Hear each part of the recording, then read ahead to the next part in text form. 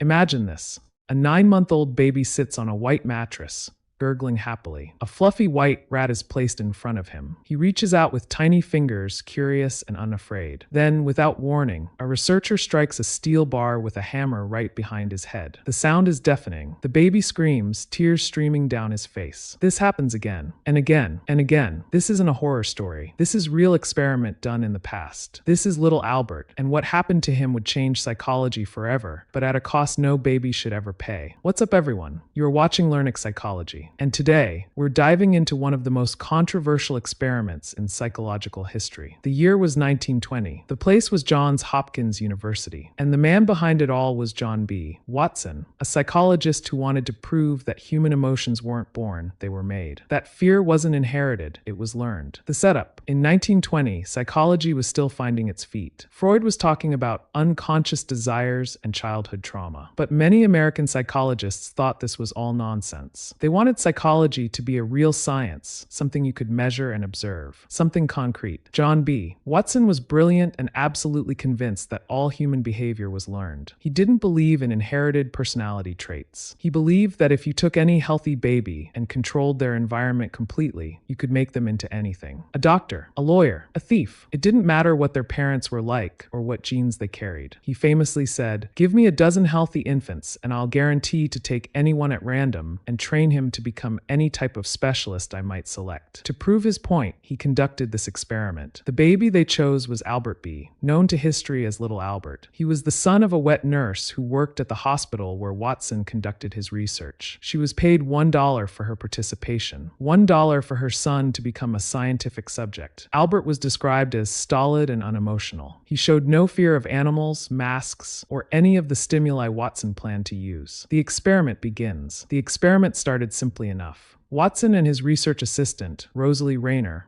wanted to establish a baseline. What was Albert naturally afraid of? They tested him with a white rat, a rabbit, a dog, a monkey, masks with and without hair, cotton wool, burning newspapers. Albert reached for them all with curiosity. He showed no fear whatsoever. Then they tested loud noises. They struck a steel bar with a hammer right behind Albert's head. The baby jumped violently, his breathing became labored, and he whimpered. They did it again. This time, Albert cried. So now Watson knew. Albert wasn't afraid of animals, but he was terrified of sudden loud noises. That was natural. 2 months later, when Albert was 11 months old, the real experiment began. They placed the white rat in front of Albert. As he reached out to touch it, bang, the steel bar rang out behind him. Albert jerked back, falling forward, but he didn't cry yet. 1 week later, they continued. Rat, bang, over and over. By the end of this session, the moment Albert saw the rat, he would start to cry and try to crawl away. But Watson didn't stop there. He wanted to see how far this fear would spread. This is called generalization, when your fear of one thing spreads to similar things. They showed Albert a rabbit. He cried and tried to get away. A dog, same response. A fur coat, same thing. Even a Santa Claus mask with a white beard triggered the fear response. Think about that for a moment. This baby, who had been curious and unafraid, was now terrified of anything white and fluffy. The texture of fur, the color white, anything that remotely resembled the rat he'd been conditioned to fear. Watson had proven his point, but at what cost? The psychological mechanism. What Watson demonstrated was classical conditioning, the same principle Ivan Pavlov had shown with his famous dogs. Pavlov rang a bell before feeding dogs, and eventually, the dogs would salivate just hearing the bell, even without food. Watson took this principle and applied it to human emotion. Our brain is designed to make connections. It's a survival mechanism. If you touch a hot stove and burn yourself, your brain links stove with pain. Next time, you'll be cautious. This happens automatically without conscious thought. In Albert's case, his brain was forced to link white rat with terrifying noise. The rat became a predictor of something awful. Even though the rat itself never hurt him, his brain couldn't separate the two experiences. This kind of conditioning is incredibly powerful in babies and young children. Their brains are like sponges, forming associations rapidly. They don't have the cognitive ability to rationalize or separate cause from effect. When you're an adult and develop a fear, you can often talk yourself through it. You can understand that your fear might be irrational. You can seek therapy. You have tools. A baby has none of that. A baby just feels terror, and they don't understand why. This is why the little Albert experiment is so disturbing. Watson deliberately traumatized an infant who couldn't consent, couldn't understand, and couldn't defend himself. Watson had essentially given this child a phobia. His world became full of threats that weren't really threats at all. The aftermath. Watson claimed he planned to decondition Albert, to remove the fears he'd created. He said he wanted to use techniques that might help Albert overcome his learned phobias. But here's the thing, he never did it. According to Watson's own notes, Albert's mother removed him from the hospital before any deconditioning could occur. The experiment ended. Albert left, and that was it. Shortly after the experiment, Watson was forced to resign from Johns Hopkins due to a scandal involving his affair with Rosalie Rayner, his research assistant. They later married, and Watson left academia for advertising, where he used his understanding of conditioning to manipulate consumer behavior. But what happened to Albert? For decades, nobody knew. The child disappeared from the historical record. Researchers tried to find him for years. Who was he? Did the fears persist? Did he live a normal life? Did he ever overcome what Watson did to him? In 2009,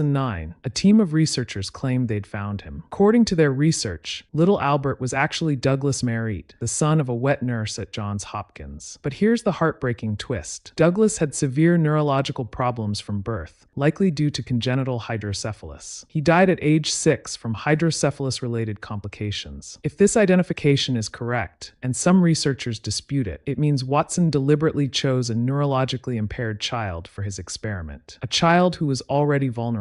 Other researchers later suggested Albert might have been Albert Barger, who lived to age 87 and showed no apparent lasting effects. But even if this is true, it doesn't excuse what was done. A child is a child. The ethical implications. Today, this experiment would be impossible. It would never get approval from any ethics board. It violates virtually every principle of research ethics we now hold sacred. Let's break down exactly what Watson did wrong. First, informed consent. Albert couldn't consent. He was a baby. His mother consented for $1, likely not understanding the full implications. Even if she had understood, could any amount of money justify deliberately traumatizing your child? Second, the principle of non-maleficence. Do no harm. Watson's explicit goal was to create psychological harm. He wanted to instill fear. This wasn't an unfortunate side effect. It was the entire point. Third, the right to withdraw. Albert couldn't say stop. He couldn't remove himself from the situation. He was completely powerless. Fourth, debriefing and aftercare. Watson made no real attempt to undo the damage he'd caused. There was no therapeutic intervention, no follow-up, no concern for the child's well-being after the experiment ended. And finally, the risk-benefit analysis. What did Albert gain from this? Nothing. What did society gain? Knowledge that could have been obtained through naturalistic observation of existing fears, or through animal studies. The little Albert experiment, along with other ethically dubious studies like the Milgram experiment and the Stanford Prison Experiment, led directly to the creation of institutional review boards and strict ethical guidelines. The Belmont Report, published in 1979, established the ethical principles that now govern human research: respect for persons, beneficence, and justice. The lasting impact. Watson's experiment revealed something deeply uncomfortable about human nature. It showed how easy it is to create trauma, how malleable and vulnerable young minds are. We are shaped by our experiences, especially early ones. And those with power over children, parents, teachers, researchers, have a big responsibility not to abuse that power. Where is the line between pursuing knowledge and respecting human dignity? Science has given us incredible advances, but history is littered with experiments that crossed ethical lines. The little Albert experiment also raises questions about scientific ambition. Watson was driven by a desire to prove his theory. Every scientist wants to make discoveries and contribute to knowledge. But when does ambition become arrogance? When does the pursuit of knowledge become exploitation? That knowledge gained through cruelty is knowledge stained with shame. How we discover truth matters just as much as what truth we discover. And that sometimes the most important question isn't can we do this, but should we? Drop your thoughts about such experiments in the comments below. I hope you guys enjoyed the video. Make sure to like and subscribe. Your little support on Patreon can really help me produce more amazing content. Until next video, keep learning.